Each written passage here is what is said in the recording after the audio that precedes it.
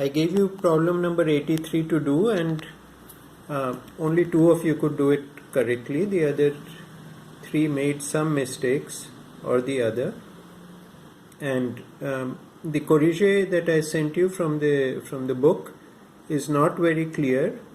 It's an interesting problem. It's very important also to learn how to solve this, and I will show you how to solve it in 2 different ways, and both of these ways will actually make your understanding of linear functions better. Okay, so here we are asked, there are 2 points with for point A and point B, their coordinates are given, and you were asked whether the line joining them represents a linear function.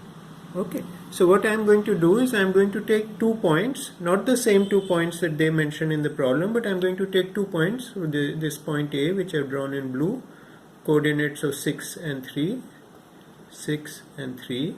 and point B, coordinates of 5 and 3. Obviously, if you join A and B, you will get a horizontal line which is not a linear function, because a linear which doesn't represent a linear function, because a line representing a linear function always passes through the origin. Okay, so let's start. So the first thing we will do is to calculate the coefficient of the line passing from point A and the origin. This is the blue line here. So what I am doing is I am actually joining point A to the origin.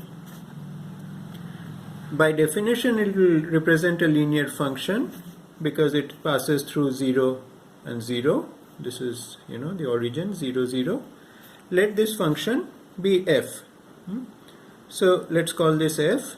So f of x is equal to a of x, where a is a coefficient. We'll calculate that in a moment. We know that f of 6 is equal to 3. So we know that 3 is equal to a into 6. This is f of x and this is x. So 3 is equal to a into 6, from which we get this we get because since point passes through 6 and 3, 6, 3, coordinates 6, 3. So therefore a is equal to 3 over 6 is equal to 0.5, and the function is f of x is equal to 0.5x. This is represented by the blue line I have drawn here. It is very true. When you take 4, you get 2. When you take 2, you get 1. You are multiplying it by the coefficient is 0.5. Now that you have done so, you can solve it you can proceed in one of 2 ways. The first way is to see whether point B belongs to the blue line. If point B belongs to the blue line, then the line passing, if point B belongs to the blue line, then the line passing through A and B will definitely pass through the origin. If B was anywhere on this blue line, then obviously the line passing through A and B will pass through the origin. So this is very simple to do. See whether point B belongs to the blue line. And then the other one of doing it, some of you have done it this way, one of you rather, is to calculate the coefficient of the red line which joins point B to the origin and compare the 2 coefficients. So, and compare to coefficient of blue line. So calculate coefficient of red line and compare to coefficient of blue line, which we already know is 0.5. Correct? Okay. So we'll do this now. So the point, we'll start with whether point B belongs to the blue line. So point B is, coordinates are 5 and 3. Let us calculate f of 5. We want to calculate f of 5. We know f of x is equal to 0.5x. So we say let's calculate f of 5 is equal to 0.5 into 5 is equal to 2.5. Okay. Now that we know very clearly 2.5 is this value here, the little point here, where this vertical line from 5, Antesida 5, will give us a image of 2.5. So obviously this is not equal to yb. What is yb? Yb is the y coordinate of b, that is 3, which is 3. So therefore point B does not belong to blue line. So if the point B does not belong to the blue line, then the line which is going through A and the origin, point B doesn't belong to it. Therefore, the line which goes through A and B does not pass through the origin, and therefore the line passing through A and B does not represent a linear function.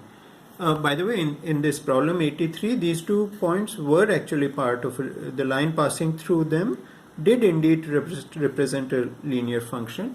Here I am choosing 2 points which do not have that property.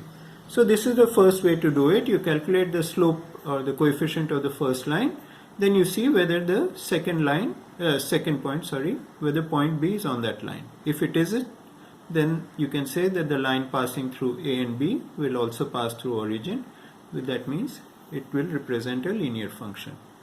Okay, so this is the first way of solving it, and we have just solved that these 2 points do not belong on a line that is a linear function. Now I will take the second way. The second way is that I will calculate the coefficient of the red line. It is a linear function again because it passes through 0, 0. So by definition it is a linear function. It represents a linear function. So here we can say g of x, I write it in red there, g of x is equal to a prime x. Because a we are already using for the other function, let's call this a prime x. Okay, so we get here, we know 3 is equal to a prime 5, a prime times 5. Why? Because 5 is the antécédent and the 3 is the image. So we get, again like the previous time, we will get a prime est égal à 3 sur 5 est égal à 0,66. So a is equal to 0.5, a prime is equal to 0.66. So the coefficients are not equal. So we can say in English, remember the coefficient is called the slope. So the slopes of the red line and the blue line are not equal. If the slopes are not equal, they are not going to be aligned. If the coefficients were equal, in this case they are not, then both lines would be congruent. Congruent means confondu in French, and points A and B would be on the same line passing through 0, 0. Therefore, this line would represent a linear function.